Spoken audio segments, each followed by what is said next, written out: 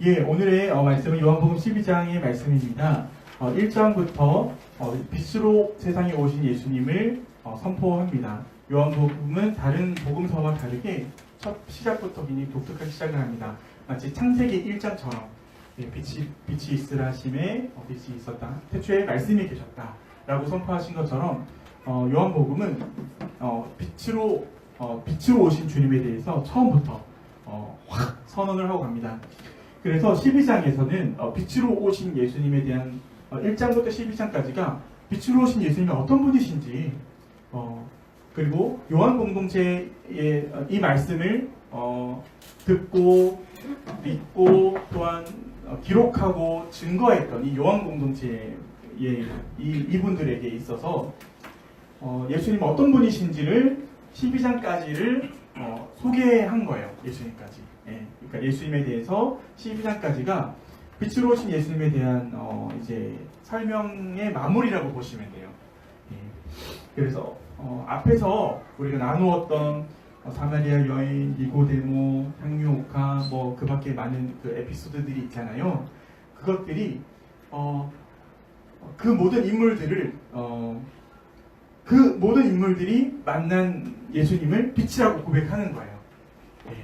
그래서 오늘 나에게 또 우리 사회에 빛으로 오신 예수님이 어떤 의미일까?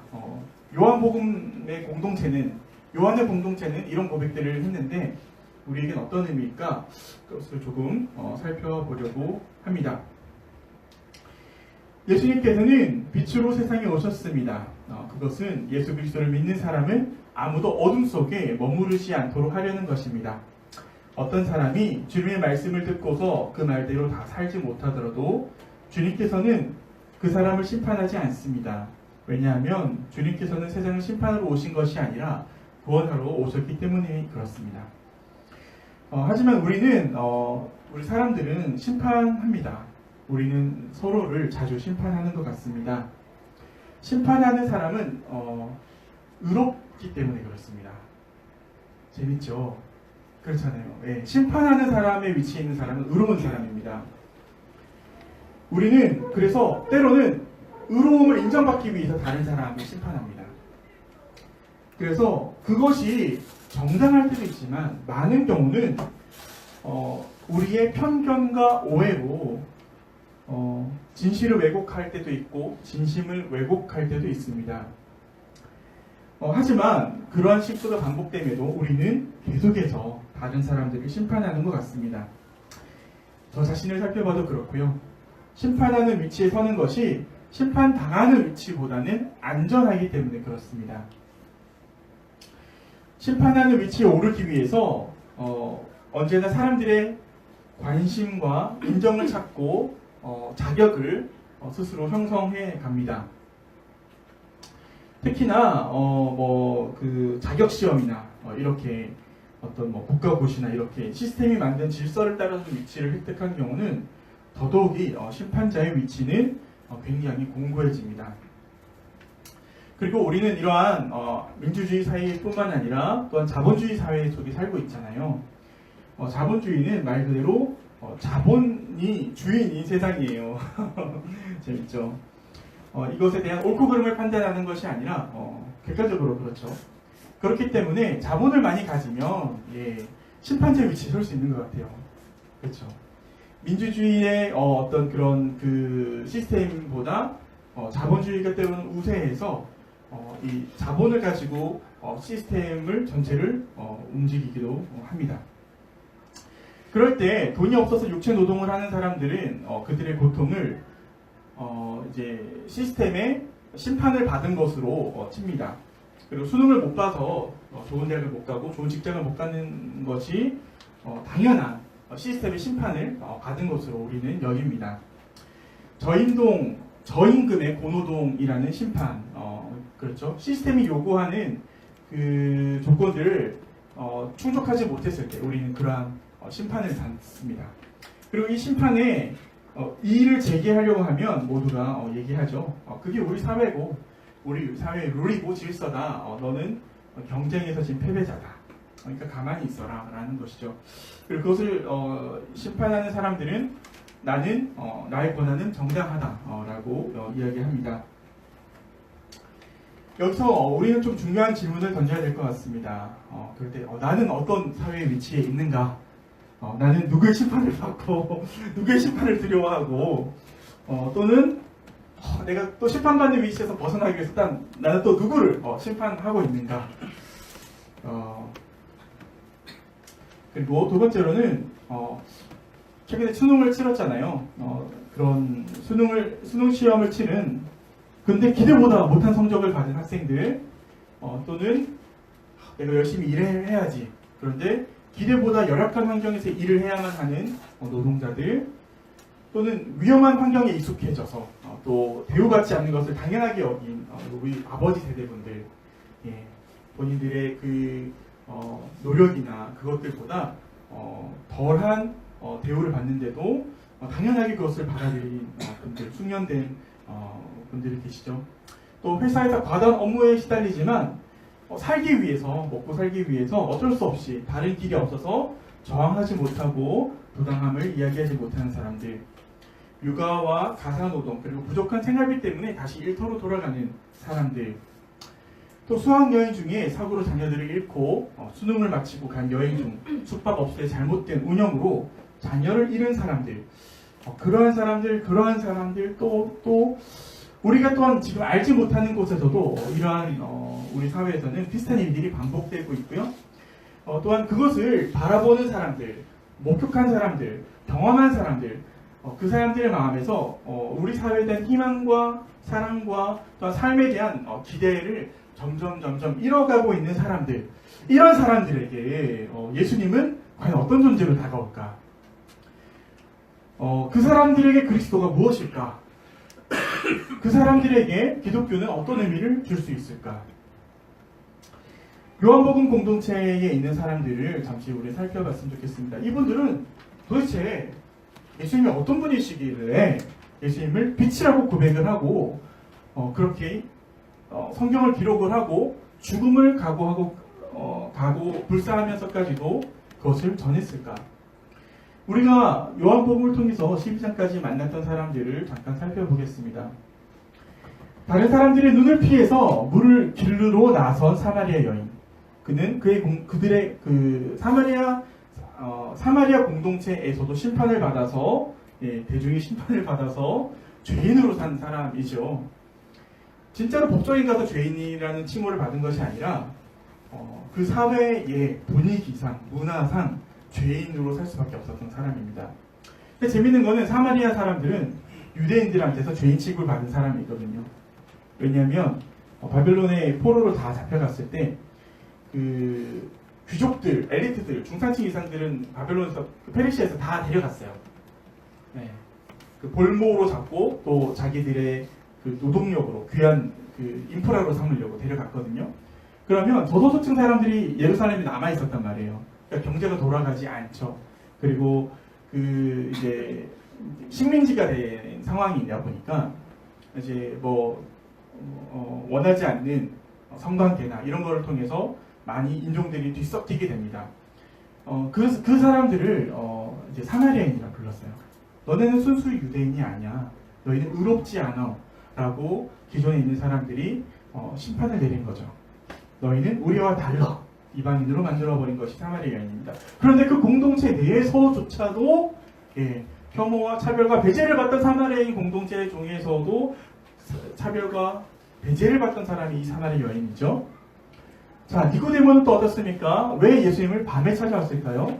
이 사람은 중상층 이상의 소득자이고 또 고학력층입니다.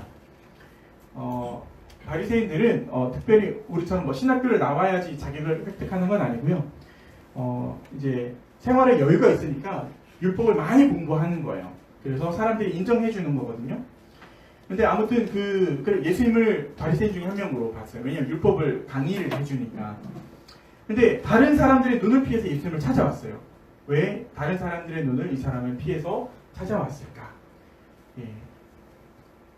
세 번째로는 제자들의 비난을 들으며, 예, 제자들이 어떤 사람입니까? 이 사람들이 뭐 이렇게 남을 비난할 만한 어떤 사회적 조건들을 갖춘 사람이 별로 없잖아요. 뭐 의사 선생님도 계시고, 뭐 세리도 있고 있었지만, 특히 베드로 이런 사람들 같은 경우에는 물론 요즘에 배 가지고 있으면 되게 막 인력을 하니까 돈은 잘 벌 수 있었을지 모르겠는데, 아무튼 그 제자들에게조차도 비난을 받으면서 예수님 발 앞에 향유옥합을 깨뜨렸단 말이야.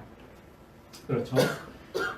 비난을 듣는다는 것은 제자들이 심판을 한 거죠. 너가 하고 있는 건 틀린 거야. 너가 하고 있는 그것을 가지고 팔면 더 많은 가난한 사람들이 할 수 있어. 라고 굉장히 합리적인 추론을 통해서 이 사람을 막 지금 비난하고 있습니다.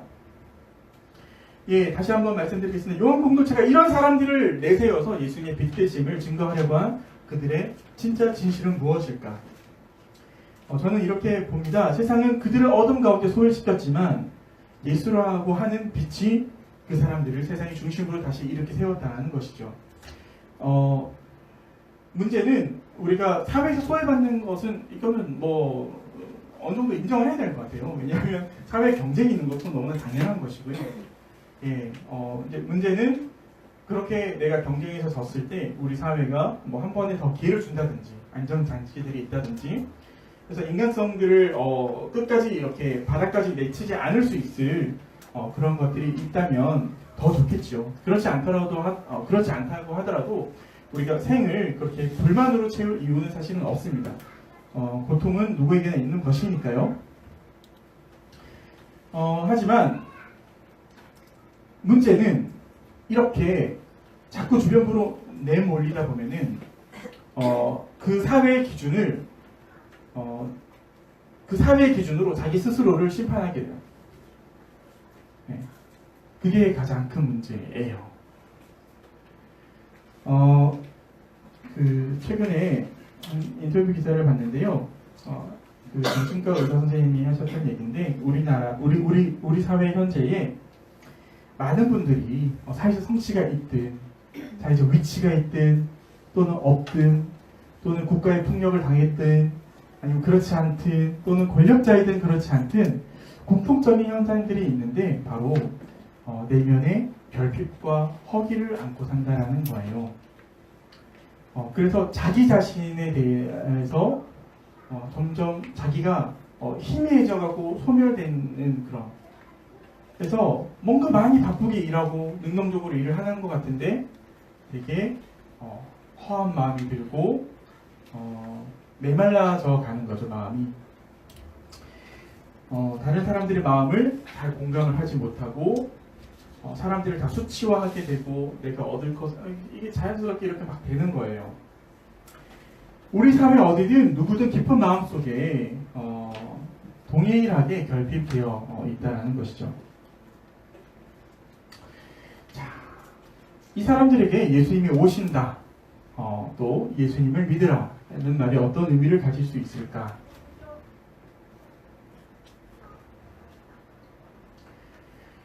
주님은 우리에게 오실 때 우리에게 하나님의 온전한 빛을 비춰 주십니다. 그래서 우리 사회에서 보지 않으려고 이렇게 소외시켰던 어둠 가운데로 밀어넣었던 우리의 본성과 우리의 연약함과 또한 여러 가지들 그곳에도 예수님의 빛이 비친다는 것이죠. 이것이 나를 판단하기 위해서가 아니라 그래도 괜찮아 라고 얘기를 해주시는 거예요.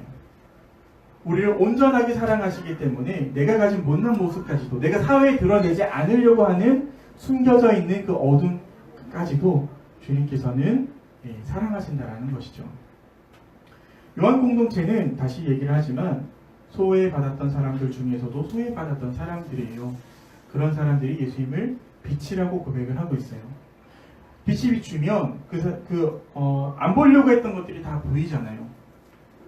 철학적으로 제가 이렇게 본다라고 하는 것은 펜을 떨어뜨리면 어떻죠? 제가 얘기를 하다가 펜 떨어뜨리면 눈으로 보죠. 보면 어떻게 될까요? 죽게 됩니다. 예. 보면은 행동을 하게 돼 있습니다. 본다라는 것은 행동을 하게 되는 것이죠. 우리가 왜 행동을 안 하게 되냐면 진짜로 보지 않았기 때문에 그렇죠.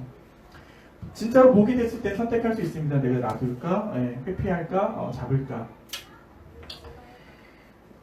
그래서 주님의 빛이, 근데 온전한 빛이기 때문에 주님의 빛이 비추어서 드러난 것들, 감추어진 것들이 드러났을 때 우리는 행동할 수밖에 없게 된다는 것이죠. 그래서 우리는 흔히 자기의 죄를 고백한다라고 하는데 사실 이게 심판 때문에 그렇진 않아요. 우리가 정말 법정에 가서 몇 년 형고 이런 죄가 아니라는 거죠. 예. 하나님의 온전한 형상으로 지음받았던 우리를 하나님의 사랑을 받아 마땅한 하나님의 당신의 그 자녀된 그 권세를 우리 스스로 포기해버린 거예요. 예, 사회 기준에 맞춰서 세상의 풍습을 따라서 자신의 가능성을 제한을 하고요. 그래서 때로는 우리가 그리스도인이라는 것을 부끄러워하죠. 예. 정말로 힘들어하는 사람들에게 아까 얘기했던 고통을 당하고 있는 사람들한테 우리가 내가 만난 예수님이 빛이에요 라고 우리는 요한복음의 사람들처럼 나서서 전할 수 있을까? 다시 우리에게로 말씀을 돌려서 그렇다면 나에게 예수님이 오신다는 의미는 무엇일까? 예수님이 빛이라고 증거하고 있는 이 요한복음의 고백은 어떤 의미일까? 예수님이 오신다면 나의 어떤 부분들이 드러날 것인가? 하늘은 무슨 색일까요? 파란색일까요? 재밌는 것은 하늘의 색은 정말 시가 달라지는 것 같아요. 1500년 중국 양나라 주흥사는 그가 지은 그 천자문에서 하늘 천단지 거물현 우두루왕 뭐 이렇게 하잖아요. 천지현황 이렇게 시작을 해요. 하늘은 검고 땅은 누렇다. 네. 주역에도 이르기를 천연이지황 하늘이 검다라고 얘기를 하는 겁니다. 왜냐하면 밤하늘이 검기 때문에 그렇습니다. 이것이 진짜 하늘의 색깔입니다. 낮의 하늘은 태양에 의해 하늘이 가려지죠. 예. 진짜 하늘의 색깔이 가려지죠. 왜? 태양 때문에. 해가 사라진 밤하늘이 돼서야 비로소 수만 광년, 수십만 광년 멀리 떨어져 있는 별들이 보입니다. 낮의 하늘을 하늘의 모습으로 안다면 마치 방바닥에 누워 천장을 보면 그것이 하늘이라고 여기는 것과 다르지 않을 것입니다. 그렇다면 하늘이 왜 검을까요? 빛조차 없이 텅 비어 있어서 검은 것 같아요. 예. 그러면 언제 빛이 날까? 이 태양의 빛을 반사할 무엇이 있을 때 빛이 나죠. 별이 빛나는 이유지요. 이 빛이 있기 때문에 우리는 또한 서로를 인식하잖아요. 빛이 반사되기 때문에 그렇죠. 사실 우주는 빛으로 가득 차 있어요. 예. 우주는 빛으로 가득 차 있어요. 근데 컴컴해 보이는 것은 빛을 반사시킬 것이 부재하기 때문에 그렇습니다. 그래서 초기에 신학자들도 악에 대해서 이렇게 얘기를 합니다. 하나님의 부재가 선의 부재가 악이다 라고 얘기를 하는 것이죠. 빛으로 오신 주님이 우리에게 의미가 있으려면 우리가 그 빛을 반사할 수 있는 빛이 되어야 되는 것 같아요. 예. 우리가 그분의 빛을 받아서 반사시키는 빛이 되었으면 좋겠는데 그 빛의 의미는 사랑이라고 요한복음은 얘기를 하고 있어요. 예. 아까도 얘기했지만 이 사랑은 온전한 사랑이에요. 내가 자격이 있기 때문에 사랑하는 것이 아니에요. 내가 어떤 조건을 충족시키기 때문에 사랑하는 것이 아니라 내가 존재하기 때문에 그냥 사랑하는 거예요. 내가 짜증낼 때도 사랑하신대요. 예. 내가 화를 낼 때도 사랑하신대요. 세상은 그런 거 되게 싫어하잖아요. 내가 비합리적으로 때렸을 때도 하나님은 사랑하신대요. 이게 믿어지는 거. 그래서 그 사랑으로 사는 거예요. 그렇게 되면 사회의 모든 기준들의 그 심판의 권한을 우리가 주잖아요. 그래서 내가 자격이 없고 그래서 그것 때문에 힘들어하고 그런데 그 줬던 권한이 어디에게로? 내 중심으로 온다는 거예요. 예. 그것이 주님이 우리의 왕으로 모신다라는 의미이거든요. 예. 주님이 우리 마음의 중심에 왕이 되시고 하나님 나라를 만드신다는 것은 우리가 더 이상 세상이 만든 그 가치 기준들을 따르지 않을 수 있다는 거예요. 예. 그렇다 일자리를 때려치라는 그런 질서를 얘기하는 것이 절대로 아니에요. 예. 가치를 평가하는 가치 기준, 나를 향한 가치 기준이에요. 세상에 쓸모 있는 사람들만 세상은 인정을 하잖아요. 그런데 하나님은 우리를 있는 그대로 사랑하신답니다.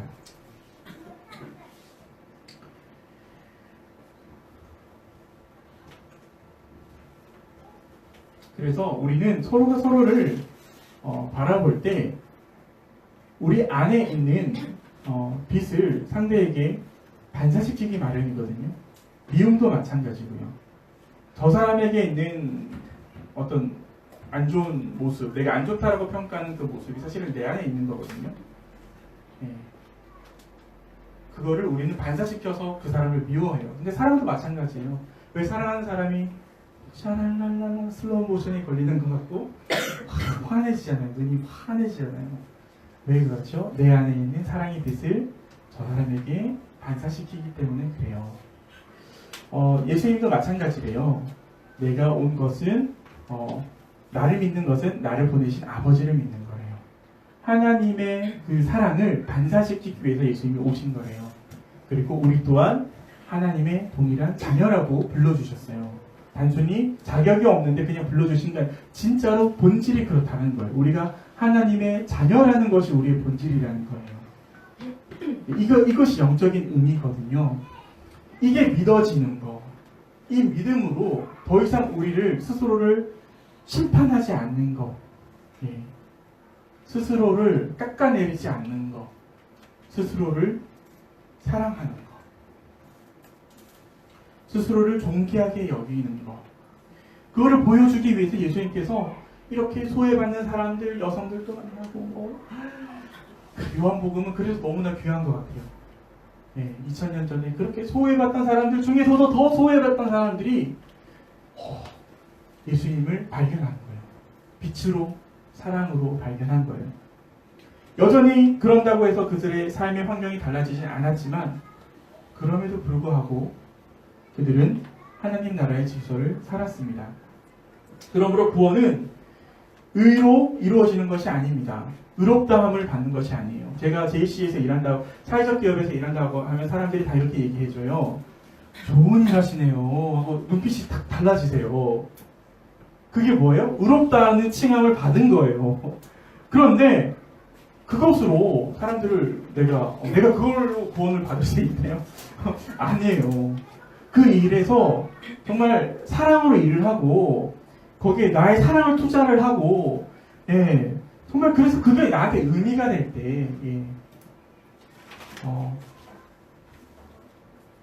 그 일이 나의 사랑이 될 때, 정말로 의미가 있는 것이죠. 그래서 그것을 통해서 하나님의 사랑이 증거되어질 때, 통하여질 때, 사랑이 유통이 될 때, 의미가 있는 것이지, 내가 단지 직분이 하는 일이 선하기 때문에, 사회에서 평가하는 기준에서 선하기 때문에 그것이 의미가 있는 것은 절대로 아니에요. 잘 이해해 주시면 좋겠습니다. 그러므로 기독교에서 얘기하는 구원이라고 하는 것은 의로 받는 것이 아니라 우리의 노력으로 받는 것이 아니라, 예, 기존에 보던 그 시선을 돌이켜서, 예, 하나님께서 나를 보시는 온전한 그 사랑의 시선을 나도 갖는 것을 의미합니다. 그리고 하나님께 받은 그 사랑으로 우리 옆에 사람들을 바라보는 것이죠. 그래서 그 사람들에게서 우리 공동체, 우리 서로의 구성원들을 향해서 옆에 분들에게서 예수의 모습을 보지 못한다면, 예수님을 보지 못한다면 어쩌면 우리 안에 예수님이 안 계시기 때문일 수도 있을 것 같아요.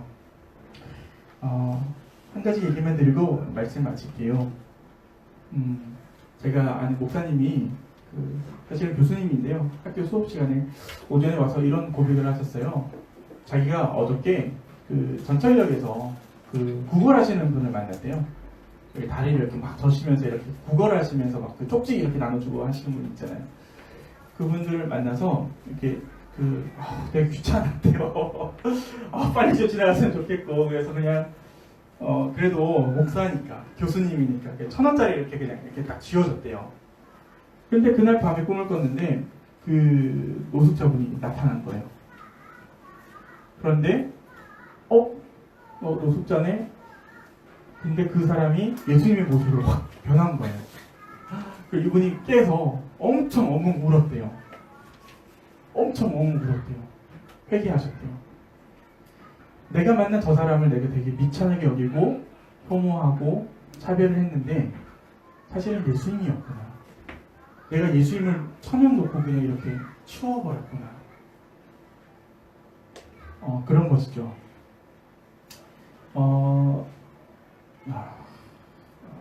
그 목사님 이름이 생각이 안 나는데 미국 목사님 그 설교 예화집에 이런 것이 있었어요.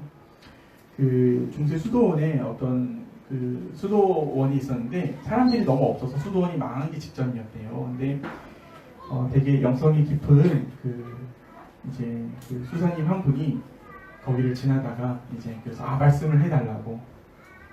그래서 그 수사님이 어떤 얘기를 하냐면 이 수도원 뒤편에 가면 숲이 있는데 내가 거기서 기도를 하다 보니까 거기 주님이 계시더라. 여러분 그 주님을 찾으면 이 수도원이 부흥할 거예요. 그래서 거기 남아있는 3명의 수도사님들이 정말 매일 열심히 그 숲을 막 돌아다니면서 예수님을 찾았대요. 그러다가 어느 날 서로의 모습에서 예수님을 발견을 했대요. 그리고 나서 다시 그 수도원이 사람들이 자꾸 기도의 처소로 이렇게 했다라는 목사님의 예화를 들었는데 바로 우리가 그러한 공동체가 되었으면 좋겠습니다. 사실 저도 매번 그렇거든요. 말씀을 접해야지 겨우 내 안에 있는 차별과 혐오와 저 사람은 돈이 많으니까 이럴 거야 라고 막 이렇게 생각하고 저 사람은 이러니까 이럴 거야 라고 이렇게 내가 만들어놨던 그 틀들 있잖아요. 그거를 깨고 깰 수 있는 유일한 방법은 다시금 나를 하나님의 사랑의 빛으로 비춰보는 것밖에 없는 것 같아요. 그래서 내 안에 사랑이 차서 내가 하나님의 사랑의 빛의 통로가 되어지는 것, 그것이 바로 성령의 교통함이 아닌가 생각을 합니다. 우리 시간 함께 찬양하며 기도하며 주님 앞으로 나아갔으면 좋겠습니다. 나를 세상